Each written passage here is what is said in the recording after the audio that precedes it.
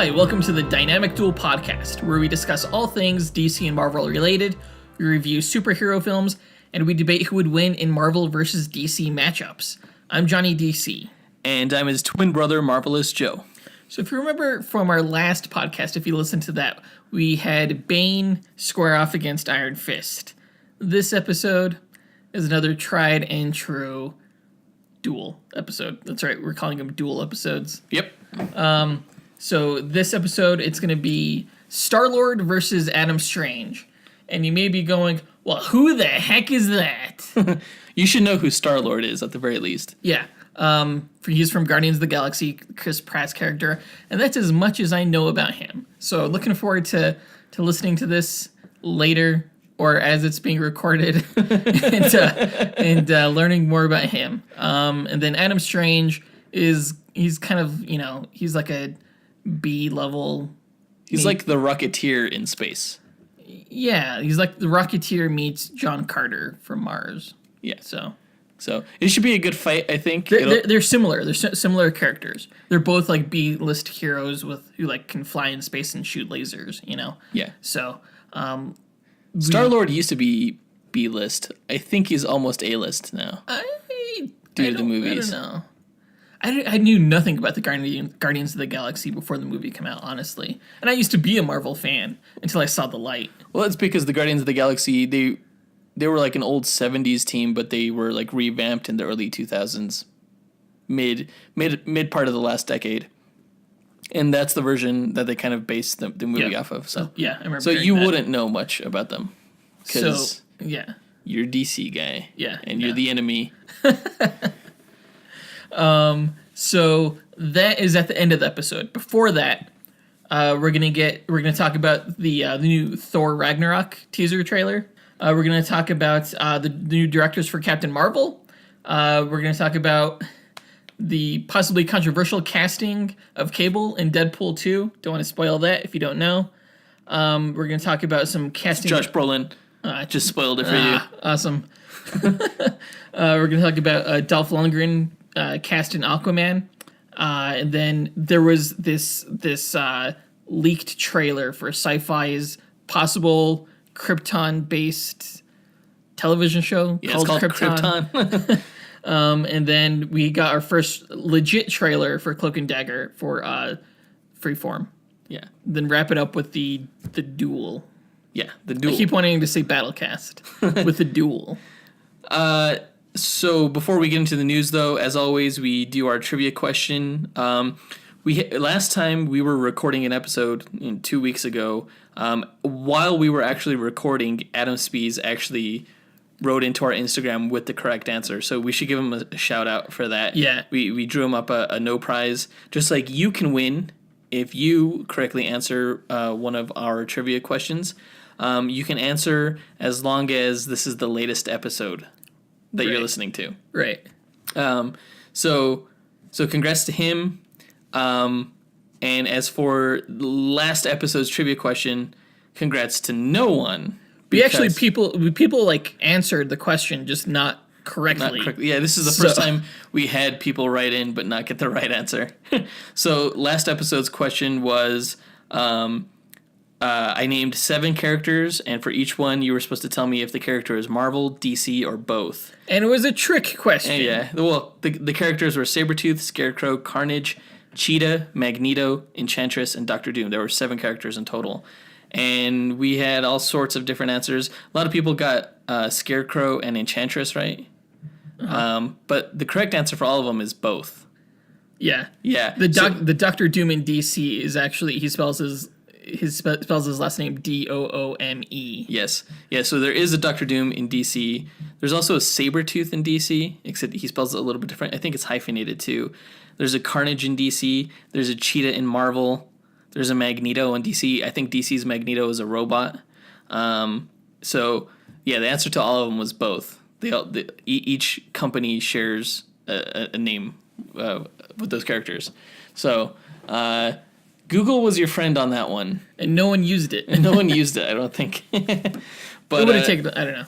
It would have taken a while. Yeah. So we have a slightly less long, slightly less complicated question this episode. So the question is, what word or phrase will get your ass sued by both Marvel and DC if you try and use it commercially? So if you know the answer, and this is the latest episode in our queue that you're listening to, submit your answer to our Instagram or Twitter. Just do a search for Dynamic Duel. Or you can email us. Yeah, Dynamic Duel Podcast. Email us at dynamicduelpodcast@gmail.com. Yeah. So a random person who gets the correct answer will win a Dynamic Duel No Prize. And what is that, you might ask? Well, Marvel, it's this badass JPEG that we post to our social media basically, feeds. Jonathan draws a superhero over your existing profile picture, if you have one, and says something witty about how smart you are. So, but it's also designed to, the design is ripped straight from Marvel's No Prize design. Yeah, which they used to hand out if you spotted an error in their comics way back in the day. Yeah, continuity or a typo or, yeah. Yeah. So we will be giving a hint for this episode's trivia question later on in this episode, so be sure to stay tuned for that. And with that out of the way, let's get into the news. Yeah, so start with Thor Ragnarok. Yeah, like the Spider-Man Homecoming trailer, the Thor Ragnarok preview came out the day after we recorded, pretty much. So we're so late in getting in this trailer talk. Yeah, apparently tomorrow the trailer for what's coming out?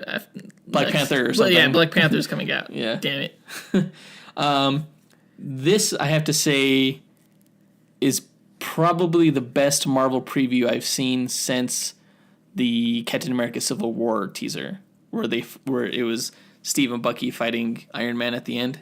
I thought that was a great trailer. Well, yeah, James Gunn was hyping this trailer before it even came out, saying it was the best trailer that Marvel's ever put out. I have to agree with him. If it's not the best, it's one of the best. I thought it was a perfect trailer. I thought it was really good. I didn't want to like it, but damn it, it was really good. I watched it like 20 times. Yeah. And it's not just the song too. I think it's the visuals. Like, the visuals are perfectly paired with the song. Like, I think my favorite trailer from last year, which got the Brothers Award at the end of the year, I gave it to Logan, the first Logan trailer. That was a great trailer and it had a great song, but you weren't sure if the trailer was great because of the song. This one is not great just because of the song. Right. It looks like a whole lot of fun. It has a lot of like holy shit moments and like a lot of like exciting, fun, like exclamation point moments. I kept watching it over and over again too. I think my favorite part of the trailer is just Cate Blanchett as Hela. Yeah. Like, every scene she's in, she's just a really good actress. Like, I remember, like, when we were in high school and, you know, we were studying film, we were in this film club in high school. Like, our teacher was explaining, like, you could see when an actor or an actress is good by what they do when they're not speaking. And, like, just, like, her face acting when she's, like, holding the hammer. It's like, holy shit! Yeah. It's really good. You could just, and it's what a great way to open it too. Just having the hammer shattered, all the uru, what is it, uru? Yeah, it's the stone, uru metal. Yeah, metal, just like in pieces. It's I couldn't believe that. Like, it almost seems like a spoiler to give that away, but you really kind of have to show setup. Because it's the setup for the whole movie. Basically, this is what happens when he's basically stripped of everything, and how he copes with that. It seems like Cate Blanchett's character in this movie, Hela, she seems like the antithesis to the character she played in Lord of the Rings. Yeah, she's the dark version. Yeah, surprisingly, she almost looks younger in this movie than she did. Oh my gosh, and that was like over a decade ago. And she wears the headdress. She wears the badass headdress. Yeah. That we saw like in the concept art and stuff like that. Yeah. I was afraid from the Entertainment Weekly photos that she wasn't gonna be wearing it, but sure enough. Yeah, because nobody in the Thor movies wears their helmets except for Loki.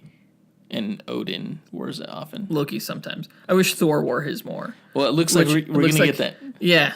That's a badass helmet. Yes, it is. I mean, it's skipping to the end, but that, like, even when he didn't have, like, the wings up, when it's just like, back and looks like, I don't know, like some kind of cool Quicksilver helmet, I want that helmet.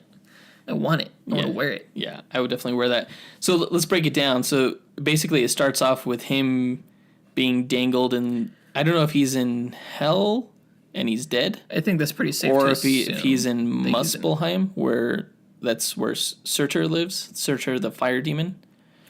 Surtur? Surtur, yeah. Am I saying that weird? Surtur? Surtur. It's Surtur. You said Searcher. No, I didn't. Anyway. Pretty sure you did. We'll go back to the clip. We'll listen. I'll stop the recording right now. We'll listen. No, I won't. I don't care. So, Surtur, the fire demon, he lives in Muspelheim. That's one of the realms, and it's kind of like this fiery realm, kind of like the opposite of Jotunheim, which is where the frost giants live. Uh-huh. So I don't know if he's in hell or in... Because I think there was concept art that a news outlet saw that had concept... It was concept art of... Oh, no. It was during Comic-Con.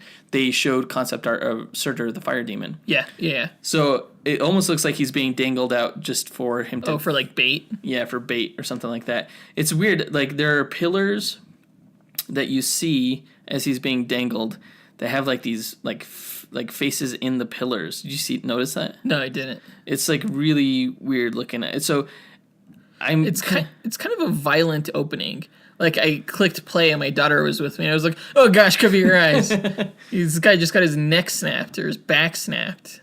Yeah, so like they might be like stalactites or something, but there are like these demon faces in the stalactites. They look like tortured souls, kind of. You're probably right. That's probably where Surtur is. Surtur. That's the scene with him, I would imagine. Yeah. So I don't know if Hell will make an appearance in this. It's kind of much like Hela. I don't know. They might be combining them for the purposes of the cinematic universe. Yeah. Making them the same thing, kind of. So yeah, that was a little weird. I like the opening where he's like, it's kind of a long story, but then Immigrant Song kicks in by Led Zeppelin, which is... Yeah. You have to wonder who paid more for the rights to the song. The Justice League with the Beatles or this with Led Zeppelin? Well, that was a Beatles cover, so probably... I'm going to be honest with you. I like Led Zeppelin more than I like the Beatles. Always have. What? Don't act surprised. No. You knew this was coming. No. Led Zeppelin is probably my favorite 70s band. Well, for sure, my favorite 70s band. Not that the Beatles were 70s, they were 60s. But anyway, I digress. It's so perfect. We see, it looks like Hela has escaped from her, wherever she's being imprisoned, and she just wipes her ass with Asgard, it looks like. That's a great way to put it. Not only that, she wipes her ass with Mjolnir. She's super powerful. Like, probably more powerful than she is in the comics. So that's... Yeah, who else could do that? Who else could not only grab Thor's hammer, but just crush it with one hand? You know? Yeah. Great character setup. Not many people can do that. Great story setup. And if they can, it just goes to show how badass they are. So we see her destroy Asgard, and we see her, like, cast him out through the wormhole, and he lands on Sakaar. Planet Sakaar. Yeah, like a junkyard. Yeah. We see Valkyrie for the first time, and there's that cool little flashback. That again, perfectly. So painterly. It reminded me of like Zack Snyder's. Like, you know, he kind of has like this painterly kind of like cinematography. Except, it almost pains me to say this. Like, this is just more fun. Yeah. You know, it kind of shows that you could still have perfectly like, set to the music again. Yeah, you could still have like that like cinematic kind of flair. And still have it be like, it doesn't necessarily need to be as muted, I guess. Yeah, it doesn't need, it could have a cinematic flair and still not take itself as seriously as the dour Batman vs Superman movie or Man of Steel. Yeah, I mean, I don't want to knock on it too much because like I did like that film, but this just kind of like opened my eyes. It made me think just like, wow, Taika, you are awesome. You're like, I had no idea how awesome you were. Yeah, I'm going to go watch all your movies now.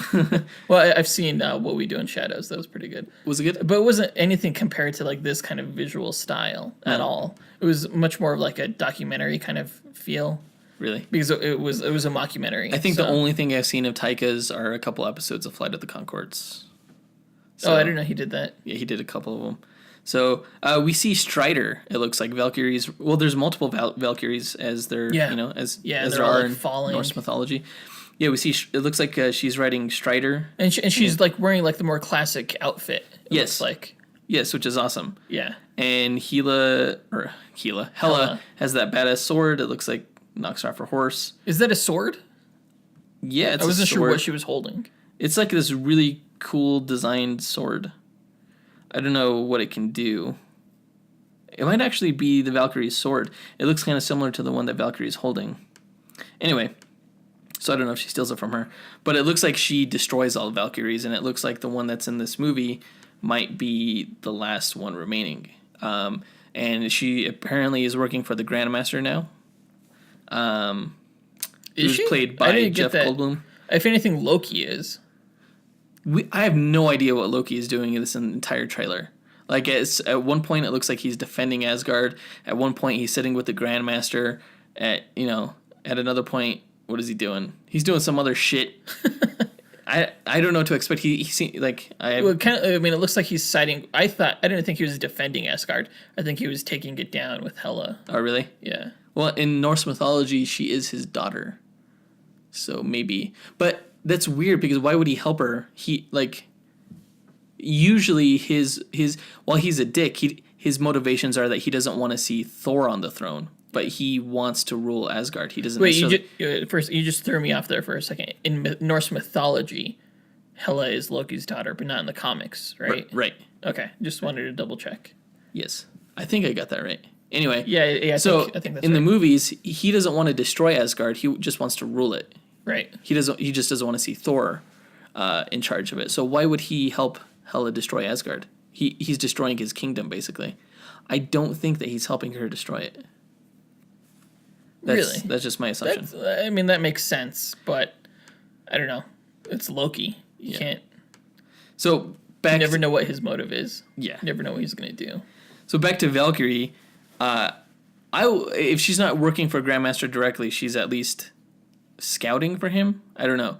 But she found... Yeah, it seems that way. Yeah, she picked him up, brought him in front of him, says he's a contender. Just that one line. She's like, a contender. I'm like, I'm in love with you. Yeah, she's pretty cool. I think Jeff Goldblum looks pretty sweet. Yeah, he looks. It's kind of like the same style as Benicio del Toro, with like the soul patch paint kind of. Right. And the tall white hair. They definitely look like brothers. There's a part where we see a spaceship going by, and I'm wondering if that's the ship that Thor and Hulk try to escape Sakaar on. Is that a thing? How do you know that? I don't know that. Oh, speculation? That's just all 100% speculation. There's nothing to base that off of. But you see a spaceship that's it's flying over Sakaar and it's going toward the black hole, so I'm assuming they might be in that trying to escape. We also see a shot of Heimdall, and he's... Yeah, that was interesting. He's killing one of Hela's minions or something with a sword. And a lot of people are speculating that Heimdall is the Soul Stone, and that's how he's able to see all the souls in the universe from his station on the Bifrost on Asgard, because his eyes glow orange. Right. But my assumption is that the Soul Stone is in his sword, or his spear, or whatever. No, it's a sword. Yeah. Yeah, it's a sword. I think it's in his sword. That's my guess. That's interesting. We'll see how that turns out. Wow. If Marvel had that plan from the beginning, that's kudos to them. Yeah. Well, I still don't understand what all the weird vision he had in Age of Ultron was and how that ties into... He got a weird vision of Asgard being destroyed, or... I guess. Yeah, because they were all in hell. Basically, everyone he knew was killed, and he saw the Infinity Gems in his vision. So, yeah, that's what took him back to Asgard. We see the first shot of Karl Urban as Executioner. Yeah, he looked different, almost unrecognizable. Yeah, he has that 2 mohawk thing going on. Yeah. It's pretty weird. I've never seen anything like that. You know what's weird is that, so the bad guy henchmen in Guardians of the Galaxy, the ones that work for Ronan the Accuser. Yeah. They're Sakarans. They're from this planet. And yet they're nowhere to be found in this trailer. I don't remember what they look like. They look like charcoal people, kind of. What? Okay. Yeah. Well, I don't remember that. Well, you should probably watch that movie again. I guess so. So that takes us to the end of the trailer where it's the big gladiatorial arena. Obviously, some CGI work is still left unfinished. This, with the movie being in November. There's still a lot of work to be done. I didn't really have any complaints. I mean, it was nice and stylized. So even if there were, like, I would have just, I don't know, my brain would have dismissed it. When I first saw this trailer for the first time and we saw him in the arena, I knew that Hulk was coming, obviously. I had no idea. You had no idea that Hulk was coming? No. That's the whole premise for this film. Well, I knew the Hulk was in the movie, but I didn't think he was going to appear then and there. I don't know why. Maybe I thought they were going to, like, save him. And I guess they kind of did. I don't know. So were you surprised when you saw Hulk? No, but I'm sure most people who don't know the Hulk was in this film had the same reaction that Thor did. We're just like, yes! He's a friend from work. That was... I know him. You know, that's what surprised me was his reaction. Because, like, I thought that as soon as he was going to see Thor, he was going to be like, oh, shit. Like, either, like, shit, I'm going to have to fight my friend, or shit, I'm about to get my ass kicked by Hulk. Hulk, right. Because he didn't fare too well against him in the Avengers film. No. But the fact that he was, like, excited, it totally makes sense. Like, he was like, yay, somebody I actually, I recognize, one of my friends is here. But he's not even thinking about how he has to fight him. He's just thinking about how nice is it that somebody I know is here. He must retain his strength. I mean, in the first movie when he didn't have Mjolnir, he didn't have his strength. Well, he didn't have his strength in the first movie, not because he didn't have Mjolnir, but because Odin took his power from him. He was cursed. And he was stripped of his power until he was deemed worthy again. Mm-hmm. So he does not derive his strength from Mjolnir. He can still punch hard even when not holding it. So the first movie, that's not the same case of what's happening here. He still has his strength. He just can't fly. I don't think he can shoot lightning either, because he uses Mjolnir to channel his lightning. Mm-hmm. So, but no, yeah, he still has his strength. So yeah, that shot where like they're like clashing towards each other, again, perfect musical timing, and he's doing the uppercut. Right. God, I can't wait to see this movie. I honestly do not even need another trailer. Like, this is all I need. Like, I know I'm gonna watch whatever marketing they put out, but like I said with Civil War, you don't need to show me anything else. It's just a great set. I remember like saying the same thing about Doctor Strange, like, because that first trailer had such a great setup for the story that they were telling. And then I just remember being like really disappointed by the second trailer.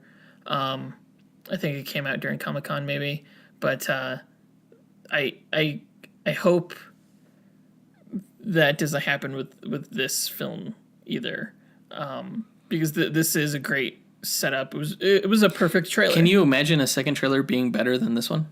No, because I can't. No, I cannot. So we're bound to be disappointed by whatever marketing follows this. Do you think Thor gets Mjolnir back by the end of the film? No, I don't think he does. I think he gets it because, well, there was some concept art that was released of Infinity War on the Doctor Strange DVD, and it showed Thor swinging a weapon in the Infinity War movie, but it wasn't Mjolnir. It had a longer handle. We didn't see what was at the other end of the handle, whether it was an axe or like the ultimate version of Mjolnir or something. Right. But it's not going to be the Mjolnir as we knew it. I don't believe. I would place that kind of bothers me. Yeah, it does, because I mean it bothers me too, because that's part of who his character is. You know, he's the hammer wielding god. He channels the lightning. He's what? I always hate it like when they like change characters to like I don't know. It's like Captain America losing his shield. Right. Like if he had his shield without a movie, it'd be like, this is not that great. But I mean, like there are multiple versions of Mjolnir within the Marvel universe. Are there? No, but there was the ultimate. So in the comics now, Thor was unworthy. He's not able to carry Mjolnir anymore, but he sought out the ultimate Thor's hammer, which exists in the world because of the merger of all the dimensions. Right. So I'm thinking he finds another hammer. That's that he can channel his lightning through. It's for all intents and purposes, it's Mjolnir. It just has a different design. It has like a big broad head with like an axe back. Yeah, which I think would be cool. But I know like there's other hammers, like there's Thunderstrike's hammer. There's Beta Ray Bill's Stormbreaker. Yeah, they might do that. Yeah, they might bring in Stormbreaker and just not, never introduce Beta Ray Bill. I still hope that Beta Ray Bill makes a cameo in this film as one of the gladiators. Maybe he just bequeaths his hammer to Thor at the end. I don't know. That would be cool. I don't know.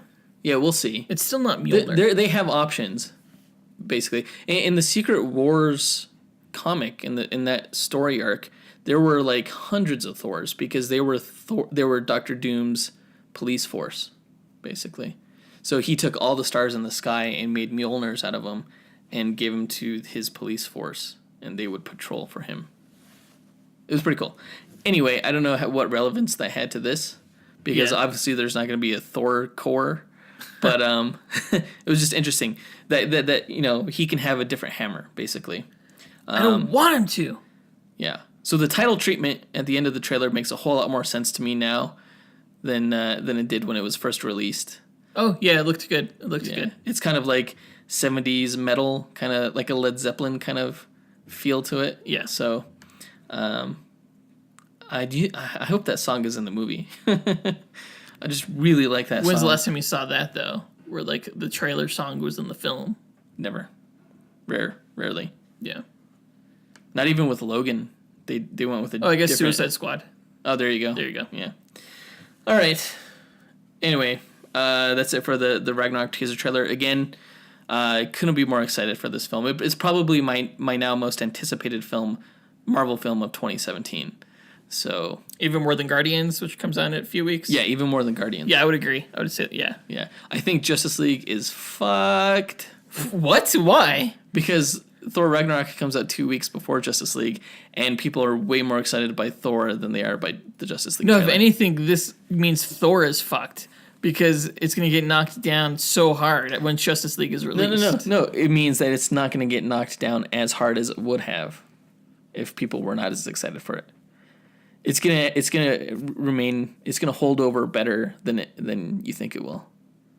Now with Justice League 2 weeks after, I guarantee you, if this was a worse trailer, I'd be nervous. I'd be like, well, they have 2 weeks to get all their money. But since this is such an amazing trailer and people are so excited, I think Justice League has a lot to worry about. The Justice League trailer was good. Not as good as this. I'm just gonna say that it's not as good as this. Okay. But it was still good, though. I mean, it was, like, barely. All right. Like, I would say the Justice League trailer is, like, the second best trailer to come out. Second or third. Since? So this year. What about the Wonder Woman preview? Didn't that come out last year? No, that came out this year. Yeah. Well, yeah, so Wonder Woman is probably second. Justice League is probably third then. So there you go. I mean, be afraid, sir. No, it's Thanksgiving weekend. I'm not afraid. It's Thanksgiving weekend. I'm not going to be afraid. People are like, Justice League. It's okay. You don't have to admit it on air, but I know that deep down you're like, shit. No, I wasn't even thinking about that at all.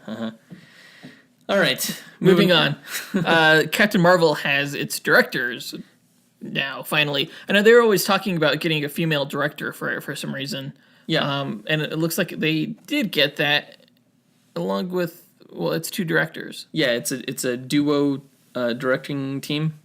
Anna Boden and Ryan Fleck will be directing Captain Marvel.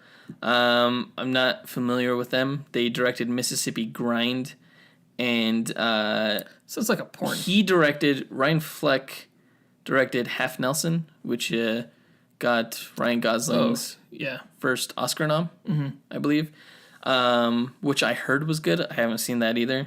They also have directed Showtime television shows, The Affair and Billions, and I've never seen either of those either. See, more television directors. Up and coming with talent. They're like, who can we get on the cheap? It's not about who's cheap, it's about who has the vision. They thoroughly vet. I think they have the vision, or like, what schmuck can we get to direct our vision? They definitely have a strong vision for what they're looking for, but they definitely take pitches from directors. And it's not who has it on the cheap, it's who best... It may be from, like, James Gunn, but not from these guys. Who best fulfills their vision, the Marvel Studios vision, and while bringing their own certain something to the table. And you keep knocking like these television directors, and yet Joss Whedon is a television director. Yeah. And now he's directing Batgirl. So yeah. Well, I mean, he has $2 billion about. films under his belt now. You can't exactly call him a television director anymore. Yeah, and so the Russo brothers have $1 billion film under their belt now. And yet you still knock them. They have one. I don't know. So I mean, it's all about like Scott Derrickson was definitely not a television director, and he did a fantastic job with Doctor Strange.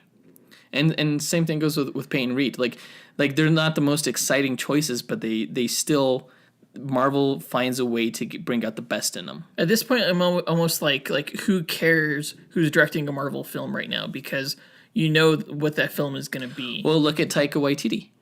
Look at James Gunn. Yeah, but I mean, honestly, like, I'm impressed by the Thor trailer, but who's to say? I think another television director could have done the same job. I mean, you know. can say that about almost any movie. No, because certain directors... That's all conjecture. Some directors definitely have a specific style, like Christopher Nolan or Zack Snyder. Like, you know when you're watching a Christopher Nolan movie or a Zack Snyder film. Like, we were even saying, like, the Doctor Strange looks like Christopher Nolan, you know? I mean, I think it's harder for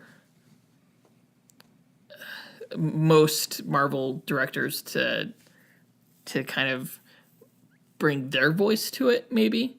It just seems like they're on this trend of getting like these like no-name directors to do their stuff. Better than getting a name director like David Ayer and have a result like Suicide Squad.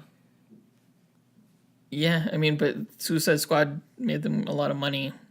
Yeah, but it sucked ass as a film. It made the Academy Award-winning film, Suicide Squad. It made the most money for DC out of all their films, but comparatively, it hasn't made as much as some of these Marvel movies.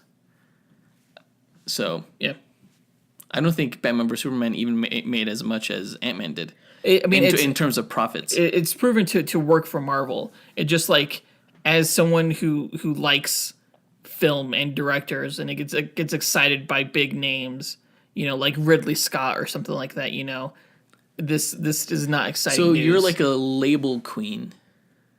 A label queen? I've never heard that before. I think I just made it up. Okay. But I assume that it's someone who will only buy clothes if it has a certain label on it. I don't do that. So you're like, oh, I don't recognize the director's name. They must be nobodies. They must not even like film. Well, no, like I don't know if I would have seen a movie like Interstellar or go to see Dunkirk if it wasn't directed by Christopher Nolan, because I trust that he's going to put out a really quality film. Yeah, but Interstellar was no good. What the fuck? It was no good. It was a great film. No, it was no good. Oh my gosh, it sucked. All right, you're one of those people. All right. Yeah, I'm one of those people who likes good movies. All right, that obviously not. Moving on to the next news. This was a surprise for me. Yeah, Josh Brolin has been cast as Cable in Deadpool 2. What do you think about that? I did not even see that coming. I thought it was like Michael Shannon, or he was in the running. Russell Crowe, I remember, was being named. Yeah, that was gonna be. I thought that was a good choice. No, I remember when I saw the news, I texted it to you, and I was like, "WTF, dude." I didn't like it. My immediate reaction to it was, no, this is unacceptable. But I'll be honest, I had the same reaction, and I don't know why. Because honestly, I don't. If you had to, like, if you wasn't playing Thanos and you asked me who would make a great Cable, if I sat down and thought about it for a while, Josh Brolin would probably be in my top 3. Yeah. So, in terms of a casting choice, it is a great casting choice. He looks and acts a lot like the character in some of his previous roles. So I know he'll do a fantastic job, because he's also done some stuff with comedy too.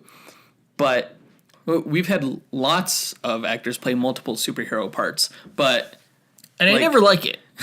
Never at the same time like this, though. Like, I remember when Chris Evans was cast as Captain America, I was like, but I only know him as Johnny Storm. This is going to be weird. Yeah. And or like Michael Keaton as the Vulture, or, you know. Yeah, this will be weird, Ryan too. Reynolds. I think this is the only time it's ever been done where he's playing two different comic book characters simultaneously. Because we've had, Chris Evans. We've had Ray Stevenson. He was the Punisher and Volstagg. Is there anybody in DC? Well, Ben Affleck, Daredevil, Batman. No, I mean an actor who has played two DC characters. Well, Dolph Lundgren now apparently. He was on the TV show. Brandon Routh. Oh, Brandon Routh, yeah. He's played Superman and the Atom. So it's always weird when that happens. Like it's more acceptable, I think, when they go cross company. Like even Josh Brolin has played a DC character. He played Jonah Hex. Yeah. Actually, now that I think about it, this Deadpool movie will have two actors who have played three superheroes. That would have been a great trivia question. That would have been, yeah, because he's Jonah Hex, Thanos, and Cable. And Ryan Reynolds, it was Green Lantern, Hannibal King, and Deadpool. Yeah. So that's interesting. But yeah, it just never been done simultaneously like this. I think it gets somewhat of a pass because Thanos is CGI. Right. But I don't know. We'll see how it works out. I am excited to see him as Cable. You know, there's also that I think about like CG characters because Billy Crudup's performance as Dr. Manhattan was essentially entirely CG. Or was entirely CG. Oh, that's right. And he's going to be in Justice League. Justice League, yeah. Ah, that's another DC one. Good one. Yeah. So, I mean, and then there's also Kevin Feige's... Feige. His reaction about, you know, like how Han Solo and Indiana Jones are the same actor and, you know, no one complains. Yeah. Kind of thing. Yeah. It's you know, it has tons of precedent. It's been done forever. I just had to come to terms with it. It only took about a couple of minutes, but plus they're going to look really different because it's not like, I mean, Thanos doesn't look like Josh Brolin too much, you know. And then, you know, once he's in Cable and has a scar and his like cybernetic eye and stuff like that, you know, I think he's a good enough actor that he could pull it off. I think he's going to play really well off of Ryan Reynolds because he had really good chemistry with Will Smith in Men in Black 3. I remember. I didn't see that. He's a good straight man, but he's like Tommy Lee Jones, where he can do deadpan humor, like just say it in the most serious tone of voice ever, but it'll be hilarious. Yeah. So I just can't wait for like all the Thanos and Goonies like fourth wall references in Deadpool 2. Yeah. Yeah, you know they're gonna be there. That'll be exciting. Yep, really looking forward to that one. I wonder when they're gonna release a trailer for Deadpool 2. It comes out next year? Do they even have a release date? Actually, no, they don't. It's supposed to come out sometime next year, I think, but no official release date has been set yet. So we'll see. Yeah. So speaking of Dolph Lundgren and guys who I thought were going to be cast as Cable, he's been cast in Aquaman as King Nereus. So that kind of threw me off when I heard this news because I guess I don't know enough about Aquaman's lore to know who he is, who that character is. Well, he's like a relatively new character. I don't know too much about him. He's I believe he's the king of Zebel. Like he was Mara's betrothed. So there are multiple underwater kingdoms in DC? There's Atlantis, and Zebel is like I don't know if it was like some kind of like extra dimensional like gateway or prison, or I think it's like in the New 52 it's just like a colony. It's like a penal colony located within the Bermuda Triangle. Is Atlantis in the Bermuda Triangle in DC? No. Okay, so there are different underwater kingdoms. Yeah. Okay. Yeah. Interesting. It's a colony. It's, you know. Okay. It's like Hawaii to us. I'll allow it. It's fine. It's just weird that there are multiple kings. Like, so is he a bad guy? Well, the king of Atlantis still like presides over him. Okay. I believe so. Yeah. The rumor is that he's a bad guy in this film. I and just like knowing his like a little bit of his backstory, like I don't know if this is a spoiler. It might be a spoiler. So, do you know much about Mera?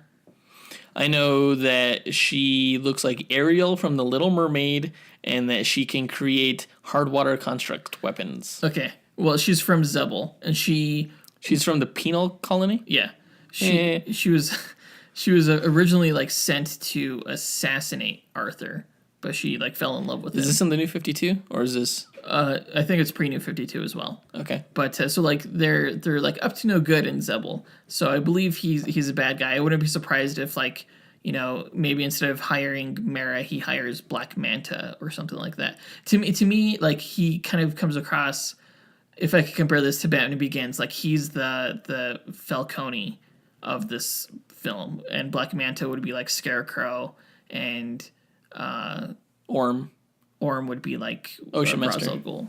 Okay. Yeah. I think Ocean Master is actually going to be a good guy in this one. Yeah, I agree. Because in the New 52, like one of the things I really liked about Orm's and Orin's relationship, Aquaman and Ocean Master's relationship, was that they were brotherly, like they were friendly, and like, you know, like something went down in Atlantis early on, and Aquaman was like, you know, did you do this? And Orm was like, no, you know, ask me if I did this, I'll tell you the truth. You're my brother. Mm-hmm. Yeah, had a really good relationship. What like sort of like fractured their relationship was actually just their the way they thought about the human world, the land surface. dwellers, yeah, the surface world. So, but other than that, like they respect each other, and I think in this film, like you may have like how Doctor Strange and Baron Mordo, you know, were like allies. I wouldn't be surprised if that's the case in this film. I don't think you need to jump into the fact that Ocean Master or Orm, Orm is a bad guy right away. Black Manta is villain enough for sure. Yeah, and at the end of the movie, Ocean Master's like, too many Atlanteans. Then he kills some guy. Or too many surface dwellers or something. Yeah. Cool. Well, that's, I mean, I like Dolph Lundgren, so I guess that's good. Yeah, he's an imposing figure. I mean, and when you have Jason Momoa, I mean, who are you going to find that's more imposing than him? And Dolph Lundgren was the Flash, was the Punisher, too.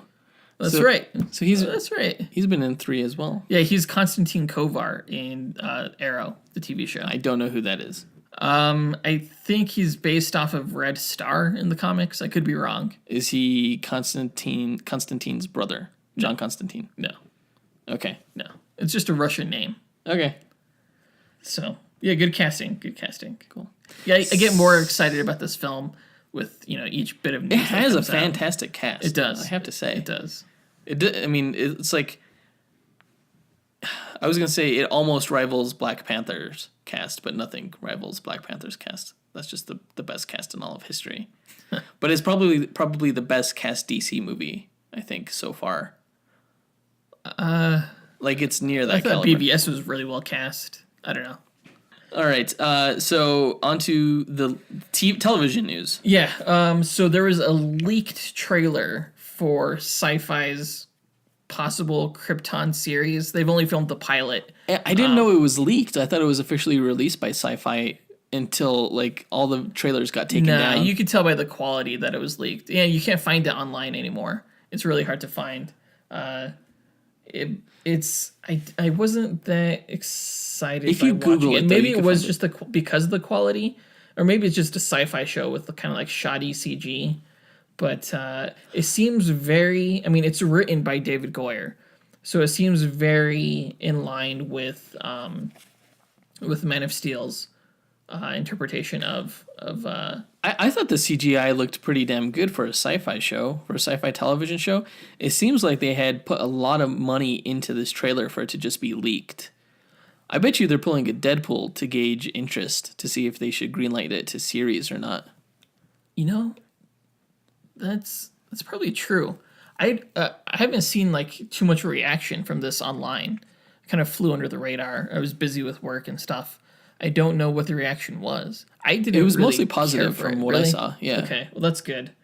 You did see some interesting elements, like you saw the domed city of I believe that's Argo Not Kandor?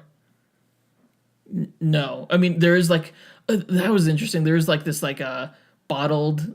I don't want to say bottled. It's like in like this glass orb, and it's a small city. Oh. I think that's Kandor. But no, yeah, when you're actually like early on in the preview, when you like you're going over the planet, like you see like this domed city.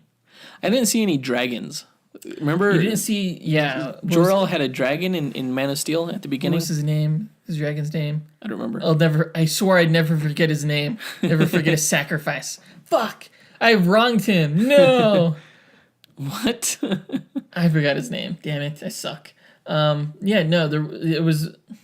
You're right. It wasn't like they didn't have all the creatures that you saw in Man of Steel on the planet. It was, the guy was like cruising on like some kind of like futuristic flying motorcycle kind of thing. Yeah. Chopper. I guess the main character is Superman's grandfather. Yeah. I believe his name is Seg-El. And then you also see Superman's, I guess it would be his great grandfather, Val-El, I guess. But you see him in it. I mean, it looks like from the crests that you see and stuff like that. It's definitely like in the same style, like the same like written language that they developed for Man of Steel. So The same S shape. yeah, and you also see some throwbacks to like Donner's Superman with like a character standing in a spotlight and stuff like that. Well, they have that. It seems like they're combining them because they have that like USB flash drive that they used in Man of Steel. It's like the Kryptonian. Yeah, that was drive. cool. When I saw him flip that over, I was like, "Oh, what is he holding? But like a stick?" And then he looks- flips it over. It's like it's the key. It looks bigger, like a crystal, almost. Yeah, like a black you're crystal. Right. You're right. It does look like it resemble a crystal. Yeah. I didn't even know to make that connection. Nice. I like the S. Man, I cannot get over how cool That S though. That S. Yeah, I mean, you see some glimpses of like the title treatment is kind of like the planet Krypton like reforming, which is kind of cool. I remember they also released like I don't know if these were other leaks. I think they were of like smaller kind of teasers. Like I remember there was another one I saw that has been pretty much pulled everywhere else too. Of the whole sequence is just voiceover of and you see the planet like reforming. It's kind of a cool concept. Yeah. Nice I think it's a better concept than say Gotham, because in Gotham you have a young Commissioner Gordon who's basically dealing with Batman's universe appearing too soon. You know what I mean? Yeah. Like you have Commissioner Gordon dealing with all of Batman's villains, Riddler and Penguin and stuff like that. Yeah, and it's almost like, well, they should not be appearing until Batman's around, Like save them for him because I think it weakens Batman if you see that other people can deal with these bad guys. Yeah. Does that make sense? Yeah. With Krypton, you don't run into that situation because it's completely off-world, way before Superman's birth. You have the freedom to become wholly original with your stories. You don't have to include like an early version of I don't know, Parasite, Right. or something. Yeah, I mean you could include like an early version of like Brainiac, I think actually that's probably what they'll do, considering you see a bottled city and like a ship. I kind of hope they do that. That would be badass. But again, like if this is in continuity with the film universe, which it sort of looks like it almost is, which would be crazy. Like, does that mean that this Brainiac would have to match up with whatever Brainiac we get down the line in the film universe? I don't know. That's a good question. I'm wondering, like, why they pulled it, like, right away. They pulled it because they leaked it on purpose. But it's not like did they pull Deadpool's footage? No, they no. didn't. See, like, just leave it up. Just let people enjoy it. There were some other interesting things in here. Like, there's this like person with like a gold mask or something like that. Here's the reason why I think they pulled it. Oh yeah. Well, I'm sorry. Keep going. The gold mask thing was pretty cool. That's all it is. I have no idea what that is. It was like a mask with like many faces. Yeah. But I think they pulled it to kind of go along with the illusion that they're not the ones who released it. I mean, with Deadpool, it was obvious that someone involved with the production had released it. So Yeah, probably the director. yeah, I think it turns out that it was him. But yeah, it's just all smoke and mirrors. Yeah. Honestly, like this has the potential to be like really cool. Like it totally be like, Game of Thrones on another planet, But I can't tell if I like it or not. There's definitely a sex scene, which is interesting, very Game of Thrones. They won't show anything. And the acting seems not that great. Yeah, that was the one downside. Like the visuals look spectacular. Like it looks straight out of the Man of Steel opening scene. But the acting seems a little iffy. And I'm wondering if that's what's holding it back, if that's why it hasn't been greenlit to series yet. Because they're going to recast it. Yeah, maybe. Yeah, maybe. We also get to see Lita Zod, which I don't know who that is. I don't know either. Zod's mother? I think they're making up characters. It could be Zod's grandmother. I don't know. She's hooking up with Kal-El's grandfather, it looks like. So it bothers me though, because like they're not following like I think I mentioned this earlier when we had Supergirl go against Captain Marvel in that Duel episode. But like her name should be like Lita Drew Zod or something like that. Like, or that's name, because Supergirl's name is Kara Zor-El. Yeah. And her father's name is Zor-El. Yeah. Okay. So her name would it's be... missing a syllable. It's missing a syllable. I don't know. It just like, I don't know.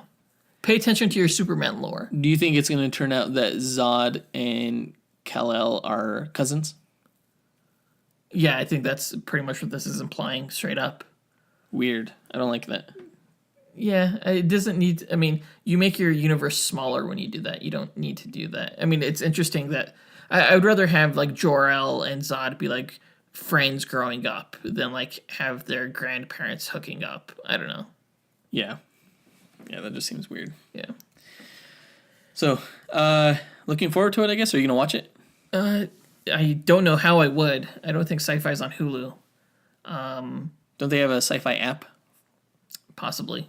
Who knows if you have to pay for it. I think I'll at least check out the pilot if they ever release it. They still don't know if they're going to. Cool. Yeah. Speaking of pilots...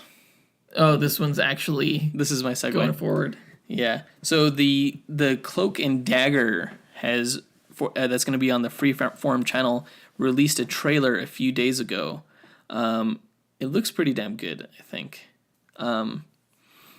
It looks very young adult, but that's always kind of been... Like, Cloak and Dagger have always been... the characters. Yeah, they appeal to young adults because the characters are runaways, And I think one of the most interesting stories was their origin story, which takes place when they're young people. Right. So I think it suits the genre well. I might actually watch it. Watch the show? Yeah, even though it's on Freeform. I'm not the demo and the... Well, like, I mean, the CW kind of caters to the same demo, but they have good shows on there. I mean, Flash and Arrow are great shows. That's true. Legends of Tomorrow is fantastic. That's true. The cinematography on this, I think that was the thing that I was most impressed by. It looks like movie quality cinematography, or at least like Netflix show cinematography. Yeah, it doesn't look like what I perceive to be the cinematography of a standard Freeform television show. CW. Yeah. Shut up. It looks damn good. It looks like a Netflix show, so I'll definitely have to check it out. It looks like they messed with the origin a little bit, because Tyrone and Tandy didn't meet until, she was being robbed. He was going to rob Tandy. Tyrone was going to rob Tandy, and then saw that she was being robbed, and then went in to stop the robber. And that's how they met. He basically saved her from being robbed. And this looks like he saves her from drowning or something like that? Yeah, it looks like so they meet as kids. He saves her from drowning. And then their powers don't develop until later. Yeah, they must be exposed to some kind of I'm gonna guess some kind of Roxxon chemical, because we see the Roxxon sign at the end of the trailer when he's up on the roof. What is that? Is that a thing? I don't know what that is. Yeah, Roxxon is an evil Marvel corporation. They've been in almost all of the different franchises. They played a role in Agent Carter. They were mentioned in the Netflix shows. They were mentioned in the movies. Oh, interesting. So they've been all over the place if you've been paying attention. So that's the connection to the MCU. That's how we know this is in the MCU because of the Roxxon sign. And they oh damn, what was the name of the company that gave Jessica Jones her powers? Oh, that company. I know what you're talking about. Shit, I cannot remember it. But yeah, they're related to them. They're also related to Isodyne Energy, which was in Agent Carter season 2. And that is the company that discovered the Dark Force. When an atomic explosion, they were doing an atomic test and it ripped a hole through like space-time and unleashed the Dark Force. So they're tangentially related to both Isodyne and the company that gave Jessica Jones her powers. They're kind of like all over the place. Anyway, I mentioned Dark Force because I'm wondering if that's how like Cloak is gonna drive his powers. I was disappointed that we didn't really see any of his powers. Like we saw Dagger pull out some like we see a dagger, like new age glowing crystal kind of weird thing. I wish it was like a light ray, but I guess that works too. Like it's a literal dagger. It seemed very solid. Yes. Yeah. Yeah. Yeah, I always thought of her daggers as being made of light. Like light daggers, not like solid daggers that just happen to glow bright. Yeah. Does that make sense? So that was a little weird. But her hand was glowing in a scene. Yeah. They may still be touching up the special effects on that. I just want to see some like dark absorption powers, like shadow powers. We didn't see that. No. Just running around. No, well, his hand was not glowing, but whatever the opposite of glowing is. There was a darkness around his hand. When they touched hands, they like blew each other apart. I did not see that. And her hand was still glowing. Her hand was glowing, and his hand had darkness around it. I didn't see that. You gotta look. You gotta watch it again. Okay. It's there. So they're dealing with teenage stuff. It looks like she's like a ballerina, and like I guess their home for closes or something like that.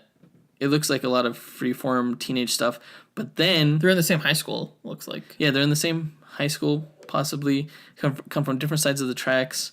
I like the moment where they introduce themselves.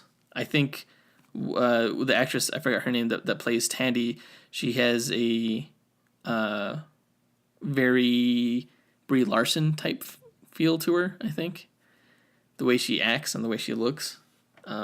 They seem to have good chemistry just in that small moment. Acting seems to be pretty good.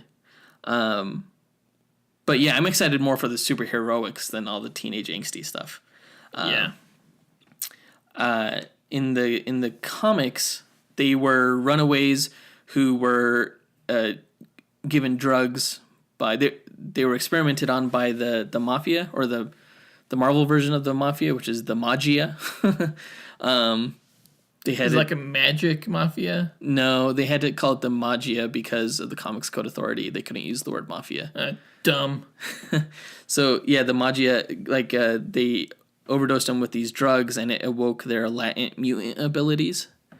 And so Dagger, she like radiates this life energy, and she can create these like light daggers that she can throw at and shoot into people. And it's kind of weird because in some cases they can like heal the sick, and like give them life energy. But in some cases the daggers take away the life energy. It's so weird. Like they really need to nail down exactly what those daggers do. So Cloak is like death energy? He absorbs the life energy basically. But yeah, he can like he can teleport, and he could go intangible, and he could absorb people and things into his cloak. And when you're inside the cloak, it's like you're dying. Yeah. Because he's absorbing your life energy. Tandy is the only one that could go into his cloak and not be harmed. Or if you're next to her, you won't be harmed either.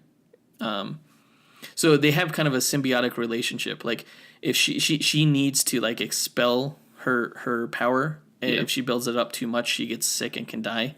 And he needs to feed on that life force, because if he doesn't, he gets sick and dies. So she needs to siphon off her energy into him. So So need he needs each to other. kill people? Is he he's like a vampire? Kind of. But she's a source for that I sustenance. wonder how they're going to do that in this show, because like she creates like literal like crystal daggers. Yeah, it's so weird. She's just going to like toss them into him.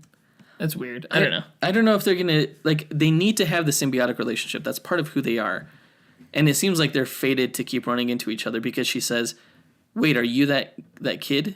or something like that? And I think she's referring to the kid who saved her life. They must at that point realize that they both got powers that day, and they must realize who they are, obviously. But the fact that they were fated to come together, and they've survived this long without needing each other, I'm assuming in a span of 10 years, let's say, that's kind of weird. Maybe it means that they don't need each other in this show. Yeah, that sucks. Yeah. But it does look really well made. Like, it's cool. Like, you see them washed up on the shore, and you see her accidentally stab that guy with the dagger, and then you see Cloak wake up. I don't know if she accidentally did that. Oh, she did it on purpose? I think he had it coming. It looks like Cloak is wearing the same cloak that he was wearing as a kid when he saved Tandy at the very beginning of the trailer. He's a kid, and he's wearing this black hoodie kind of thing. It looks like the same one that he's wearing at the very end when he wakes up on Roxanne. It looks a little bit. It's a little too bed sheety for me. Like I thought it was gonna have like a little bit more weight to it. I don't know. Yeah, I would agree with that. It looks a little not what I thought it was gonna be. Like he just found like this like on the street and wrapped himself up with it. Well, that's how it was in the comics. He like found this thing and he covered himself because he was like a shadow of a man. And like he wrapped himself up because he was like scared and cold and stuff like that. So, but yeah, I think it'll be cool to see this thing. I wonder if he'll actually have those powers in this. It'll be cool to see him like swallow people up. I want to see more. This was not a satisfying preview to me. I mean, I liked the cinematography, definitely higher caliber than CW, but like I want to see more. So do I. I want to see more superhero stuff. This was focused more on the teenage-y stuff, I think. Yeah. But I think that was what they were going for. They wanted to appeal to the standard Freeform audience and then kind of tack on the superhero thing as like an addendum. You can't do that same route with New Warriors. You have to play up the whole ridiculousness of like kid superhero. It was Squirrel Girl. I mean, you can't teenage angst high school that, Right. Yeah, Squirrel Girl is we talked about it last episode. It's another show that's going to Freeform. It's already been greenlit to series. Well, one last thing about Cloak and Dagger. So we know I'm pretty sure that's going to series. It's not just a pilot, I don't think. But it's not coming out till 2018. We're still fairly early in 2017. I thought Cloak and Dagger was coming out in the fall. So when I said coming in 2018, that really took me back. Like, it seems like they have a lot already completed. What are they waiting for? Why are they waiting so long to release Well, it? I remember they did the same thing with Legends of Tomorrow. Like, we heard about Legends of Tomorrow, like, way back when, and we had, like, this preview of, like, Arrow and the Flash talking to the team and stuff, and then then it didn't come out until the following year. Like, it came out in January of the following year, but it still came out, like, later than what most people thought it was going to. This could be coming out in January, Yeah, maybe. It's enough time to finish up all the special effects and stuff like that. Yeah. Well, I think that does it for all the news this episode. Let's go into the main event and talk about who would win in a fight between Adam Strange and Star-Lord. Let's do it.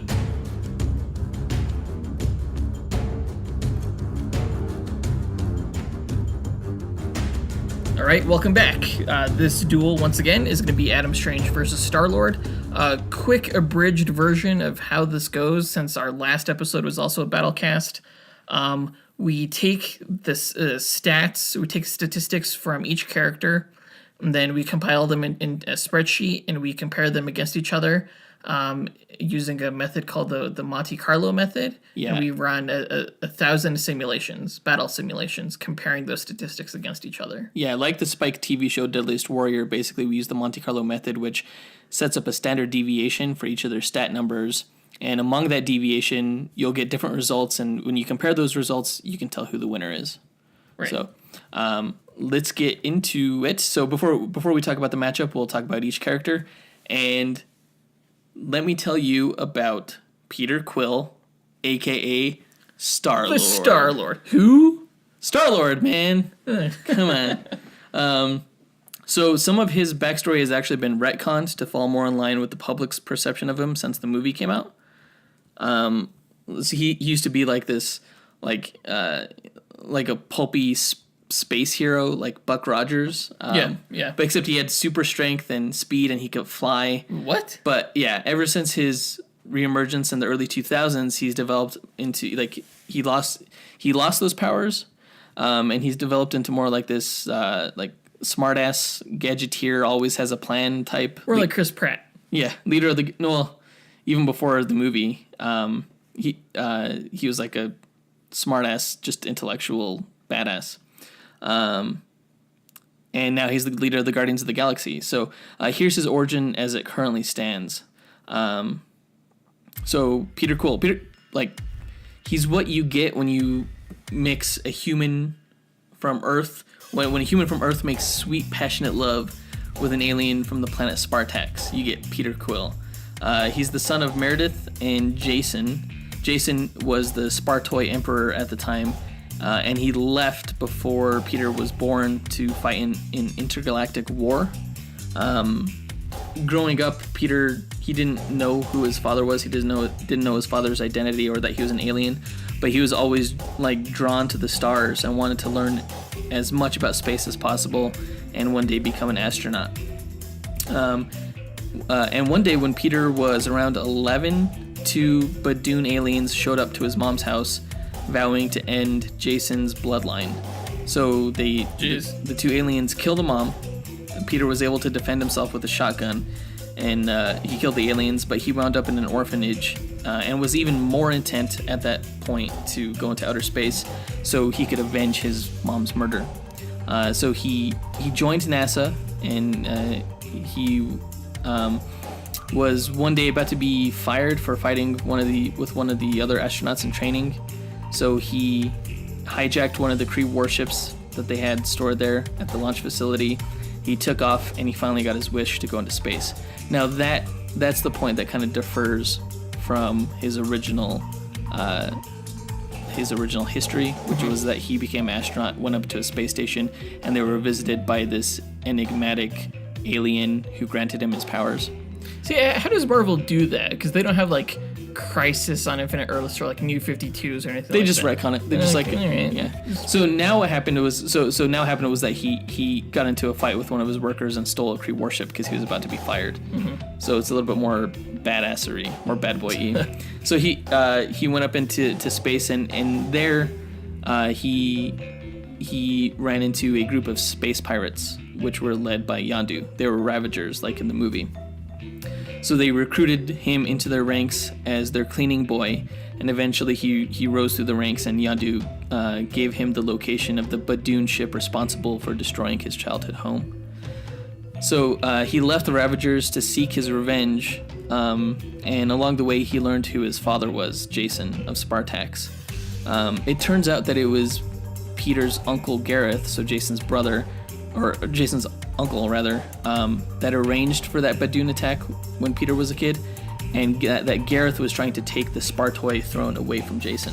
So Peter helped his father stop Gareth, and Jason told him of his birthright as the Emperor's son to become the Star-Lord. So that was the right. So instead of being this weird alien that came to the space station, it was his father, and apparently it's his birthright to become the Star-Lord as the son of the Emperor of Spartax.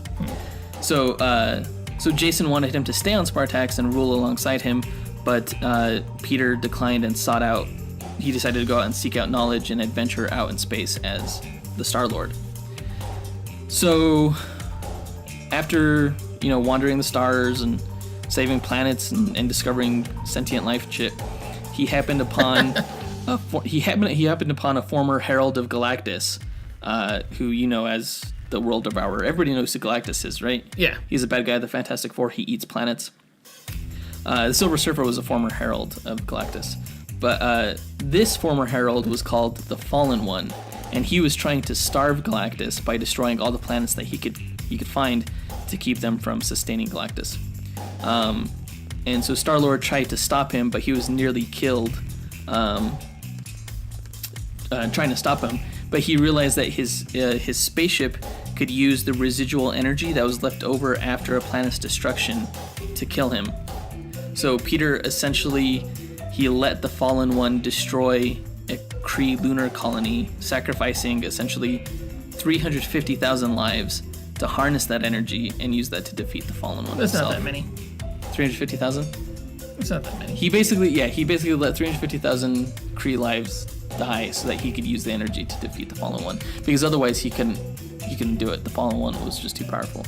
So he felt really guilty about this, and in his guilt he quit being Star-Lord altogether. He gave up the name, the title, and he surrendered to the Nova Corps for galactic genocide. Sorry, I bumped my mic. So he was held in an intergalactic prison called the Kiln, and that was the name of the prison that was in the movie. But there he was discovered by Gladiator. Gladiator, of course, is the head of the Imperial Guard for the Shi'ar alien race. Do you know who the Shi'ar are? Yeah. He's the of the same alien race as the Ravagers, right? No, the Ravagers are a bunch of different alien races. But isn't Gladiator has he's blue skinned with a mohawk, right? No, he's gray skinned with a black mohawk. Oh, that's okay. You're just wrong. All right.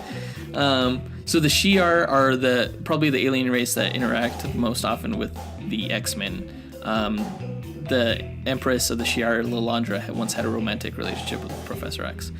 Anyway, so Gladiator's the head of their guard. He found Peter Quill in the Kiln prison, and he recruited him into the Imperial Guard as a strategist for the Shi'ar Empire, which was what his role was when the Annihilation Wave struck. Do you know what the Annihilation Wave is? No. So I remember seeing your comic covers like Annihilation. Yeah, a Fantastic Four bad guy called Annihilus, who rules over the negative zone. He breached into positive zone, I guess, territory, and just sent all his warships to basically take over the entire universe. And it was just a massive onslaught, one of the biggest in the universe's history, actually. So Peter assisted Richard Rider, aka Nova. Mm-hmm. He at the time, Richard Rider was the last of the Nova Corps because Xandar was destroyed by the Annihilation Wave. So Peter assisted him and all of the Allied defenses in the universe to combat against Annihilus's invasion. They eventually succeeded, and due to his new reputation as this cosmic-level strategist, he was tasked with leading a team to stop the Phalanx from taking over the Kree Empire. And that team, being a group of prisoners that had survived an attack on Aladon Prime by the Phalanx, which you might remember from when I went into Rocket Raccoon's backstory, as this being the new Guardians of the Galaxy team. So at that point, Peter, he becomes Star-Lord again, and he leads the team to defeat the Phalanx from taking over the Kree Empire. They were led by Ultron at the time. He led them on a bunch of adventures, including through time to meet the original Guardians of the Galaxy, who are actually from the future. They helped stop the spread of the Cancerverse, where he destroyed Thanos using a cosmic cube. They defeated Thanos on multiple occasions, actually. And at one point, Peter even took up his birthright and served as the king of Spartax for a while. So that's pretty much his story. As far as superpowers go, he does have some enhanced abilities due to his half-Spartoid physiology. His physical attributes aren't quite like superhuman, but they can be considered like peak human, similar to Steve Rogers. His mental aptitude, though, is like far greater, letting him process and retain information a lot more efficiently than a standard human. He's also a marksman and is skilled in multiple fighting styles. As far as tech goes, he carries a variety of weapons and communications gadgets, including his mask, which lets him survive in space, and it also translates alien languages and analyzes battle data. He can fly using these jet boot attachments. He carries he has a set of guns. They're called the element guns, and they can shoot earth and fire, wind, water, lightning. He has guns that shoot wind. Yes. All right. Yeah. So yeah. Well, they shoot all the elements: earth, fire, wind, water, lightning, and maybe Captain Planet. I don't know. I'm gonna give him 2 items that he used in the movie that he had on him, on his person, as kind of standard weapons. They were the gravity mine that he used, which he can target to specific things to kind of like increase the gravitational field from the mine to that object. Right. And the energy bullet that he used against Gamora when she was running away with the orb. So he's gonna have his guns, the gravity mines, and the bolas, and the jet boots, and the mask. Okay. That's pretty much it. Beat that, bitch! Well, can he go into space with just the mask? And Yes. But like it's cold. I mean. Yeah, the mask kind of serves as a helmet. I've heard it explained that it kind of like there's like this blue energy field that goes over the rest of his head, kind of thing. Yeah, but what about his hands or his arms? It's cold. Spartoid physiology, man. All right. It's how he was able to wield the Power Stone. All right. At the end of the movie, at least. Whatever. But no, like he's held like great items of power in the comics too. There was like this Mandalay crystal, I think, that he used to like completely wipe. You said he's just peak human. I mean. Yeah, but how does he survive space? He also has like space attributes. I guess it's also irrelevant because we don't account for stats. You mean environment? Or we don't account for environmental stats. Yeah. In the battle. Yeah. So who's to say they're fighting in space? Who's to say? Which they probably are, but who's to say? Who's to say? Not me. Tell us about Adam Strange. Right. So Adam Strange. Lame. Adam Strange is the cousin of... No, I was going to say Doctor Strange, but then I was like, no, that's stupid. All right, so Adam Strange's story is more or less also the story of Ran. I think I'm pronouncing that correctly. Ran is a planet in the Alpha Centauri star system, which is a legit star system. Alpha Centauri. Yeah, it's about 135 million light years from Earth. I did that calculation on my own, so I could be wrong. It's populated by a human-like race named the Ranians, and the history of Ran is like something of a cautionary tale. It was a scientifically advanced society that fell into the Dark Ages through atomic wars. Okay. And to top it off, because of all the death caused by those wars and the residual radiation, the few men that like were left over that existed on Ran became sterile. Oh. So that combined with their severe dependence on technology that was now hard to come by, and their species was just basically in trouble. They'd forgotten how to defend themselves or really do anything. They were pretty helpless. So there were very few scientists that remained, but one was a man named Sardath, and he sent out communication rays out into space in search of help to save their species. The ray that was pointed to Earth, that was pointed in Earth's direction, it accidentally became infused with cosmic radioactive energy during its journey, and became what Sardath would later discover and term as a zeta beam. Wait, so it was a communications beam mixed with cosmic energy? Yeah. And that's a zeta beam? Yeah. Okay. Yeah. And so zeta beams allow for instantaneous, faster-than-light intergalactic travel. They create wormholes? No, it's just like a flash teleportation. But intergalactic teleportation. Intergalactic teleportation. Yeah, exactly. So the Zeta beam happened to strike an anthropologist / adventurer, Adam Strange, while he was on an archaeology expedition in South America. I think it was in Peru. And when the beam struck him, it sent him to Ran, where because of their whole situation and because of his innate bravery and keen intellect, has like a genius level intellect, and his strategic mind, he excelled and became their planet's champion, like essentially their Superman. But instead of having innate powers, he uses advanced Ranian technology, specifically a ray gun. I thought they were low on technology. Ray guns. Well, they were, but Sardath is a scientist. Okay. So he's able to equip. He's Adam Strange's Q. Why didn't Sardath just use the technology? He's old. Oh, he's old. Okay. Yeah. Okay. Those old people. Yeah. So he uses ray guns, a jetpack, and a spacesuit as the Ranian champion. And much to Sardath's delight, his daughter Alana and Strange also became lovers. They got married. They had a daughter named Aaliyah. He's a family dude. Now, initially, the Zeta beam radiation within Adam Strange, when he was struck, he would be like imbued with a Zeta energy radiation. Mm-hmm. It would fade, and when it faded, he'd find himself back on Earth. So he had to schedule Zeta beam dates and targets with Sardath to make his way back to Ran. Eventually, Sardath refined the Zeta beam to make it permanent and portable. So Strange, he could travel wherever he was needed, whenever. As Sardath continued to make the Zeta beam more and more refined, Ran became more and more of a bigger target for those wanting his technology.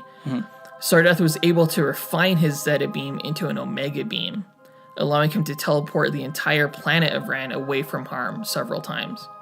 I thought Omega beams were what Darkseid shot out. Yeah, so I actually have the comic where this whole thing is where he Adam discovers the Omega beam, and I was never sure if it was implied if Omega beam was just a term that Sardath came up with, having no knowledge of Darkseid, or if it was implying that he was getting closer to creating the Omega effect.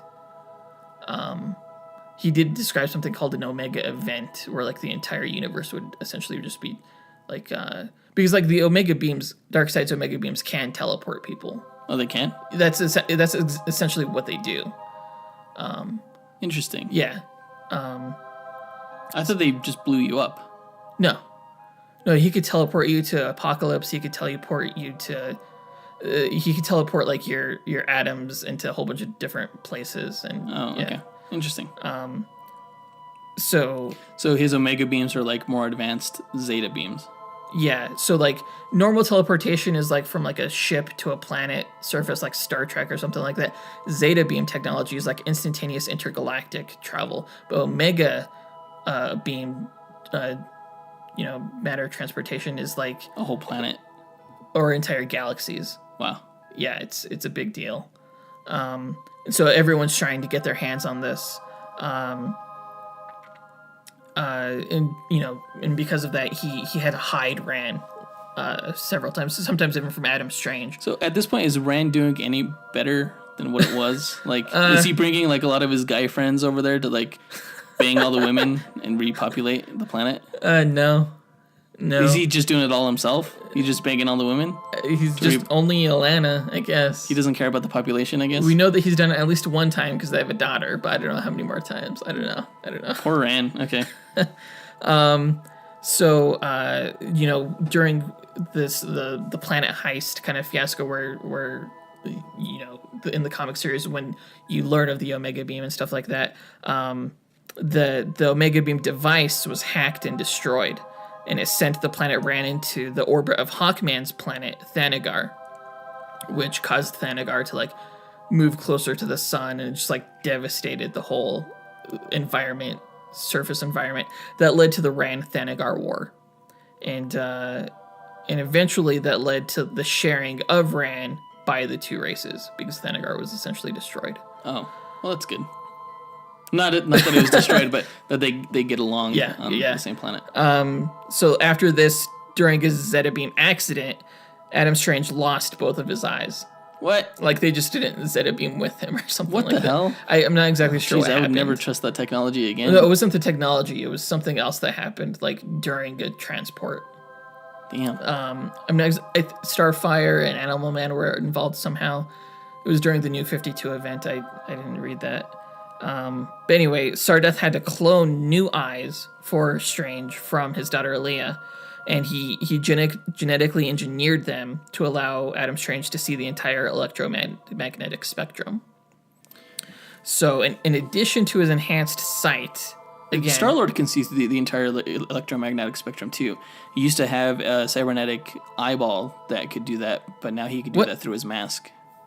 Okay. Yeah. Rip off. Anyway, I don't know. I don't know what came first, so I shouldn't say that.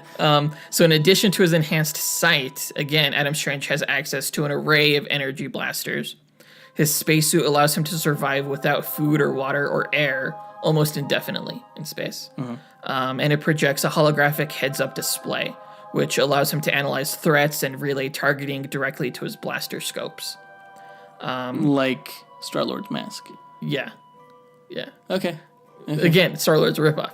No, dude. Okay, so all I know is that he had a cybernetic eye during the Annihilation Wave, which was years before the New 52. So This is pre-New 52, Adam Strange.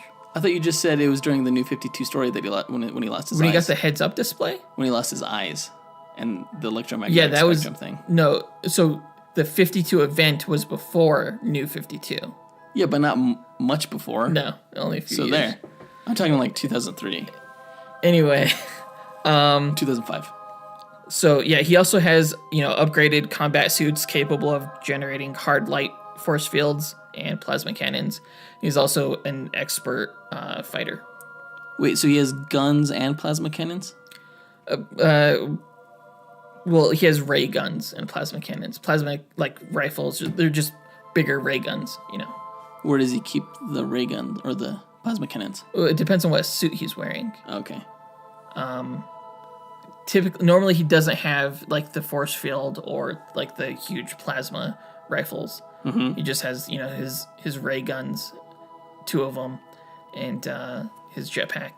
And so what is he going to have here? Wait, that's a good question. I'm just going to give him his basic attire because, again, like, they don't know that they need to prepare for anything. Yeah, all of our fights are like 100% poof. They meet up, they know they have to fight, but they aren't prepared for it, basically. Right. They have their standard equipment, essentially. So he definitely has his blasters, he has his spacesuit, his jetpack, and everything that comes with his spacesuit. So the heads up display, the durability that it brings to him, and just the ability to survive in extreme environments and stuff like that. So he doesn't have a force field. No, I'm not going to say he does, which is unfortunate. I would love for him to have a force field. That'd be dope, but not in his standard suit. So, when does he typically wear that tactical suit or whatever? When there's still other guys on Ran. There's still soldiers. And I remember in the Planet Heist, again, he sort of had like a renaissance, the character, during that storyline. There was an instance where him and he recruited a bunch of other men from Ran to go and attack, and they all wore combat suits. Okay. But like typical month-to-month adventures, he doesn't typically wear that suit? No. Okay. No. Okay. All right. So, does he have any other weapons or anything? He's a master strategist and tactician, so he uses his environment a lot. In most stories, he's kind of like a MacGyver. He's just a genius. That's really how he became Rand's champion. Was Is he a bigger genius than Star-Lord though? Is he like a cosmic level strategist? He's as big a strategist as you can get. I mean, that's his superpower. If he had a superpower, he's an expert tactician. But can he stop the Annihilation Wave, is what I'm saying. Yes. He could stop the Starbreaker. That's what he can stop. I don't know what that means. Starbreaker is like a super Galactus. He doesn't eat planets. He eats like star systems. And so he was going to use the Omega Beam device to convert the entire universe into energy and just devour that energy. So it makes you wonder if planets are birthed from stars and Galactus converts planets into energy to consume them. Why doesn't he just consume stars? that's a good question. Maybe they're too big. I don't know. Maybe. Just eat the damn star. Just eat parts of it a little bit at a time. Anyway, so all right. So they Zeta beam to this non-location. Right. They meet face to face. They start about 50 yards apart. I don't know if I mentioned this. The device he also has is his matter transporter, his Zeta beam device, personal device. So he can teleport. Yes. Okay. That gives him that makes him slightly better. I was beginning to feel sorry for him. No, usually he when he teleports, it's like across galaxies. But I have seen him go from like, I'm going to go into this ship and fuck it up. He Zeta beamed from outside the ship right into like its core engine room, blasted it, and then like Zeta beamed out. Oh, that's cool. Yeah.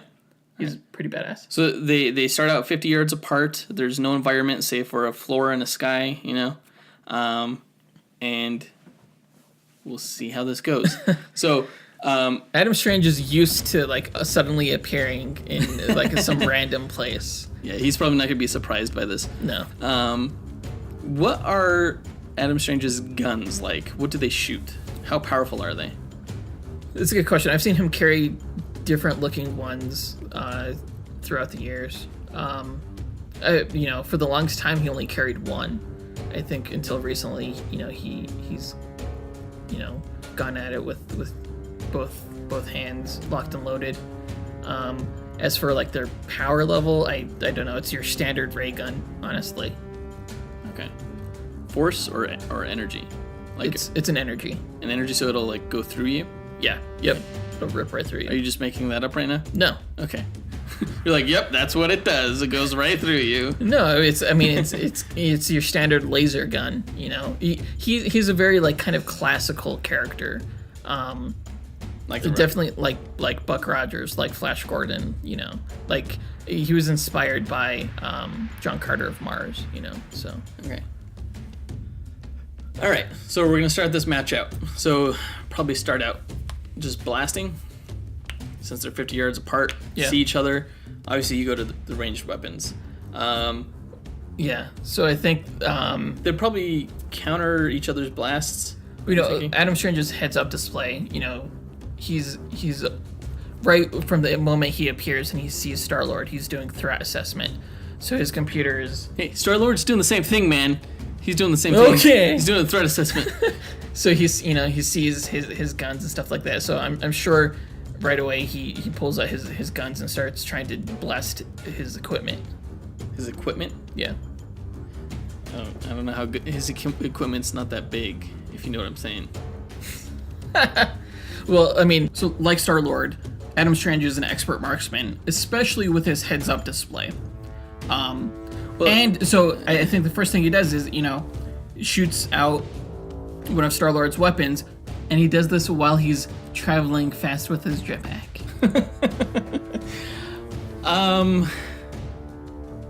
Well, even if that's the way you want to start out, that's fine. Star-Lord does have more than one gun, though. I think if he gets one shot out of his hand, he's not going to let the other one. He's not going to let it happen a second time. He's gonna. I think he's gonna try to subdue Adam Strange, like subdue his mobility, kind of, because I do think that Adam Strange's jetpack is a little bit like makes him a little bit more speedy and mobile than Star-Lord's jet boots. Mm-hmm. So I think he's gonna try to like slow him down a little bit by like shooting him with the Earth element and like solidifying. He's shooting rocks at him? No, like covering his feet in concrete, kind of like to weigh him down, basically. So he's gonna get weighed down to the ground. Okay. With the rock element. If shooting rock seems kind of slow, I mean, it's not slow. I mean, he's a good marksman too. He has a heads up targeting display as well. So he's gonna basically put concrete weights onto Adam Strange's feet. Yeah, but is his heads-up display relayed to his blaster scopes? Yes. I don't think so. Yeah. I don't think so. Yes. Sure. Anyway, all I know is that Adam Strange's feet are covered in like concrete right now, and he's weighed down, and he can't fly. So he's vulnerable. So he shoots like liquid concrete that solidifies on contact? I don't get this. Yeah, he can do that. Okay. And I then, don't think he can. I think he shoots rocks. No. He can. I've seen it. Okay. Happens in the comments. He like turns somebody into a statue with his gun. Okay. So he does that, and then when Adam Strange is like stuck there going, oh no, I can't fly anymore because my feet are too heavy, that's when Star-Lord straight up sets his ass on fire. His suit is fireproof.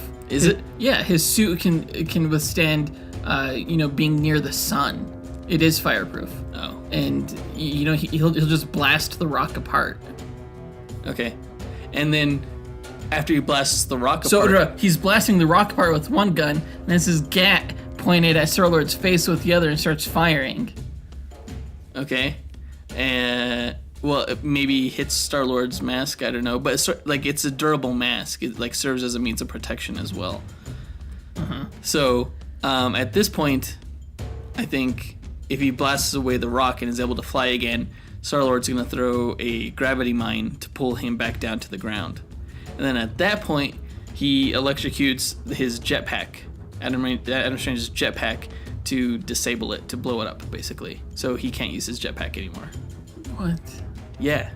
I don't think electrocuting. I mean, it's a heavy duty. It's built for intergalactic travel. Like Adam Strange could fly from one galaxy to another without Zeta beaming. His equipment is really durable. It withstands. It doesn't need to be durable in space. There's nothing in space. What is he gonna, like? It needs to be durable in case he runs into an asteroid or something. Yeah, radiation and meteorites and stuff like that. I don't think electricity would knock it out. I mean, you're assuming it runs on electricity. Who knows what the hell it runs on? It could be a radioactive fuel cell. Okay. Well, then he shoots a bunch of rocks up into the jetpack holes. He clogs the jetpack. He clogs the jetpack. Yeah. Okay, there you go. That's better. Yeah. Okay. Okay. What is Adam Strange gonna do without his jetpack? I don't know why I said it like that. Okay, so he's being sucked in by this gravity bomb, and his jetpack is being clogged. So let's just teleport out of this situation, and away from out of the gravity bomb, and we'll say his jetpack is still clogged, but he appears right behind Star-Lord and rips off his mask. Okay, how does he rip off his mask? By appearing behind him and ripping off his mask. But it's like a cybernetic enhancement. It's like a behind the ear kind of. Well, I guess he could like remove the earpiece. He just rips it off his face. Just rips his face off. Okay, so what does that do? It just takes away his targeting. Big deal. Star-Lord is already a really good marksman. So he's like, oh, my mask. Psych, that did nothing. That was pointless. And then he shoots him with lightning. Yeah. Okay, so he's stunned. Yeah, and then he's stunned, and then he throws one of his energy bolas. So not only is he stunned, he's also trapped. That's when Star-Lord runs up and just bashes his gun into his face. They're still pretty close to each other at this point because Adam Strange teleported right behind Star-Lord. Yes, okay. So they're in close quarters. Uh-huh. So he'll get punched, but he'll also grab his fist, teleport both of them into space. Now Star-Lord is fucked without his mask. I thought we said no environment. Well, he's a teleporter. Okay. So you're going to take him from no environment to environment, which we do not account for? Yeah. That's dumb. He's a teleporter. He's like the most long-range teleporter in all of comics. Okay. Why doesn't he just teleport Star-Lord and not himself? Well, okay, yeah, let's say he does that. He does that. That's what he does. Okay, so if you're going to start accounting for environment, then we're going to say that nowhere exists. The planet Nowhere, which is the Celestial's head, where Cosmo resides, where he gave the Guardians of the Galaxy these passport bracelets that lets him beam them to anywhere in the galaxy from Nowhere and from anywhere in the galaxy to Nowhere. So he's going to signal Cosmo, beam himself to Nowhere. It's like a Zeta beam? No, it's like the cerebral cortex. Something about the Celestial's head lets, because Nowhere is on the edge of space and time. It's at the edge of the universe, so they're able to like kind of hack into that kind of. Anyway, he teleports him into the middle of a sun. Don't think about it too much. Anyway, he still accesses the passport bracelet in the middle of a sun. Yes, he's dead. And then he goes to Nowhere, and then Cosmo beams him back to the original fight location. So he's like, surprise! I can teleport to Biatch if you're gonna play those games. And then he basically rams his gun into Adam Strange's face like at least 50 times. No, but Adam Strange teleported him into the heart of his sun, or a black hole.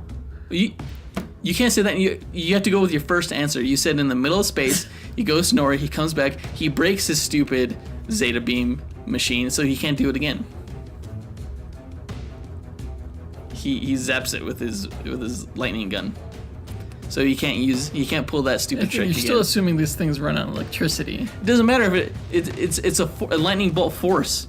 It's a powerful force. It'll blow up his gadgetry, his Zeta beam gadgetry. So he can't pull that stupid shit again. I don't think that it will blow it up. Well, it's a durable tech. Well, too bad, because it did. You can't just say it's immune to blasts. It's not immune to blasts, but it's like not gonna like a lightning bolt isn't gonna like blow it up. Yes, it will. You cannot make claims to the durability of the Zeta beam generator as it would apply to lightning bolts.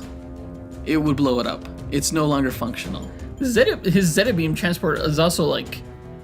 If your entire argument hinges on whether or not a lightning bolt can blow up a Zeta beam, then that means you have no leg to stand on. You're gonna lose this fight because you're arguing something that can't be argued. Okay, so Adam Strange doesn't have his Zeta beam transporter. He doesn't have his jetpack. All he has is a ray gun and a prayer. I think while what's his ass Star-Lord was over in Nowhere, he unclogged his jetpack. That's fine because Star-Lord still has his jet boots.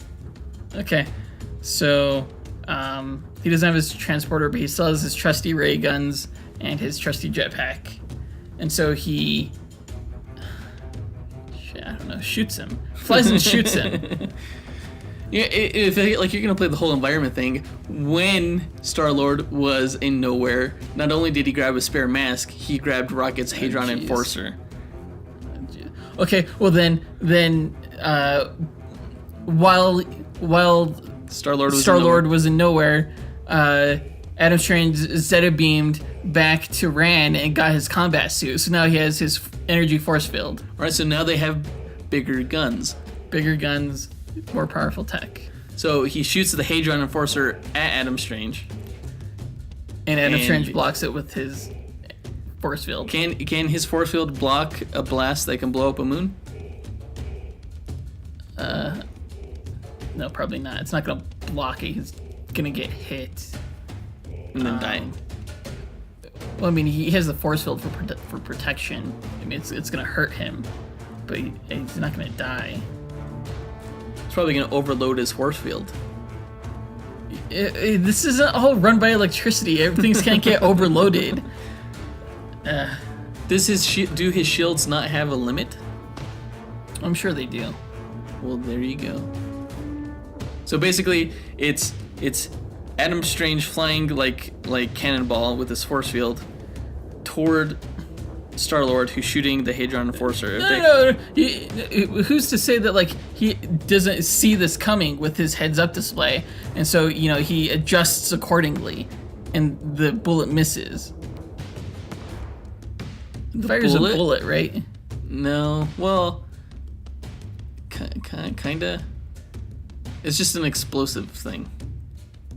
So anyway, Right. so okay, so you're just assuming it misses because of his heads-up display? Yeah. You can say that for any attack that Star-Lord does. He has a force field. Let him use it.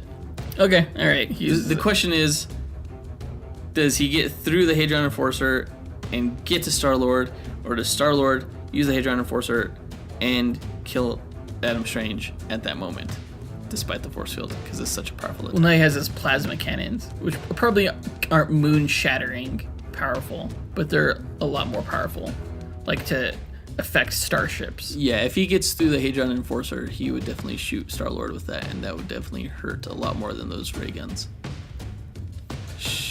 Is that a good? Should we take it to the stats? Sure. I got nothing else. Yeah. The teleportation was like my ace in the hole. It's like any bad situation, you can just teleport Star-Lord out of there or himself out of there. That's the equivalent to fleeing, though. Like, teleporting your enemy far, far away is the equivalent to running far, far away. And that's like, we don't decide battles by fleeing. So, it was a good attempt, but we found a way around it. So let's take it to the machine and run those simulations. Yeah. Dance off, bro. Me and you. Is that what this comes down to? A dance off? Yes. Like, these are essentially the same characters.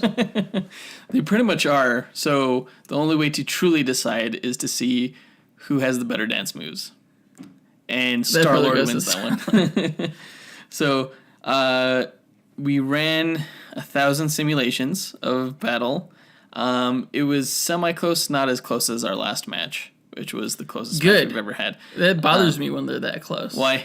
I don't know, it's just like it shouldn't be that close. I think it's interesting when we get two completely different characters, like Bane and Iron Fist for the last one. Oh, and they're that close. Like this It one, makes sense for the characters like Doctor Strange and Doctor Fate and stuff like that, or Black Canary and Black Widow. Well, even this one, Star-Lord and Adam Strange, I thought they were closer than they actually ended up being. There were a few stat discrepancies, namely speed. We put Adam Strange's jetpack as being faster than Star-Lord's jet boots. Yeah. And what was the other one? We put Star-Lord, it's possible that Adam Strange is as smart as Star-Lord, but he hasn't proven it by going up against as many like universe threatening events as Star-Lord. Like that's Adam Strange's superpower. Essentially, is his strategic mind. It's just that he's not. And same for Star-Lord. He's not as tested as Star-Lord is. So there's no way to know, really. Yeah, I guess. So that's what it came down to. But and I think we put him as being a little bit more maneuverable and aerial, a little bit more agile in the air. Adam Strange. Adam Strange. Yeah. More agile in the air than Star-Lord. Yeah. So those were the differences. We ran 1,000 simulations, and the winner is Adam Strange. Yay! I knew it. I knew it was going to happen. How does Adam Strange win at anything?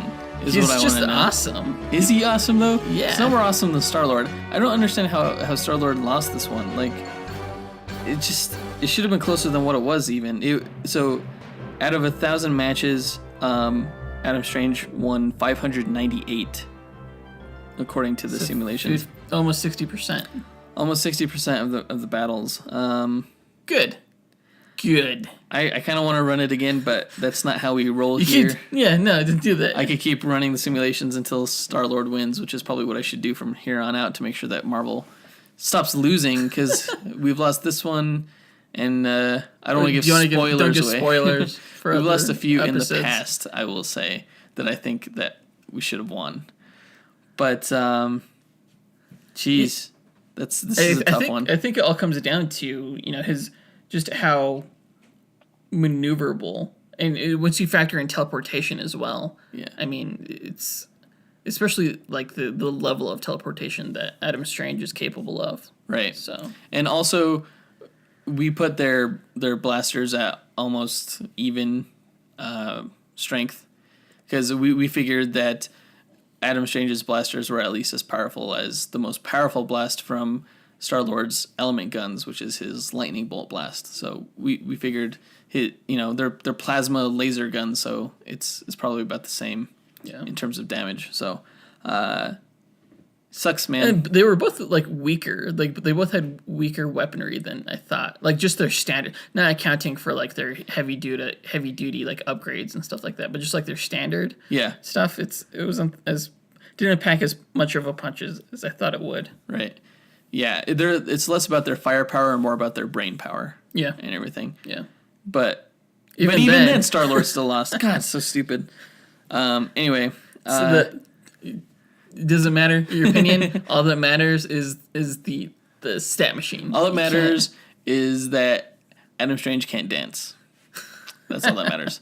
So go ahead and write into us with your thoughts and opinions on this match. You can write to us via email at dynamicduelpodcast@gmail.com, or you can reach us on Twitter or Instagram or on SoundCloud. Just do a search for Dynamic Duel.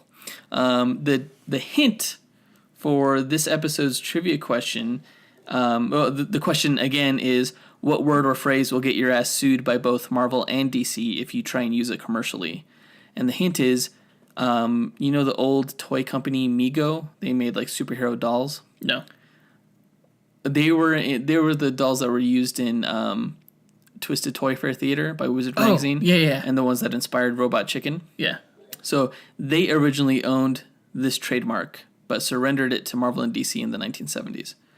So go ahead and give that a Google and answer the question on Instagram or Twitter. And if you get it right, you might be eligible to win a no prize. So that'll be cool.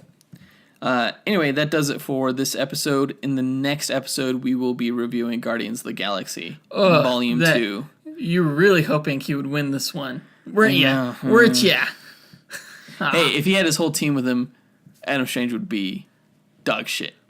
Adam Strange doesn't have a team. He's like, his team is the Justice League. No, that's not his team. Why not? He doesn't roll with them all the time. Whatever. Looking forward to the movie. I've really been avoiding like a lot of the marketing stuff and clips and everything because I don't want to know that much going into the movie. So I'm hoping I can like just kind of stay off the internet for the next 2 weeks. You know who Adam Strange's team is? Who? Is Legion.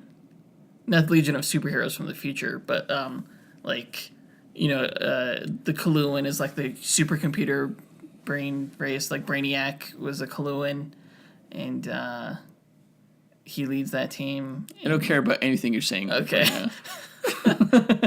I'm saying it's like a team of this, like the smartest people in the universe. No, fuck Adam Strange. Including Adam Strange. All right. That does it for this episode, and we will see you guys in 2 weeks. Yep. Until then, up and away. true believers.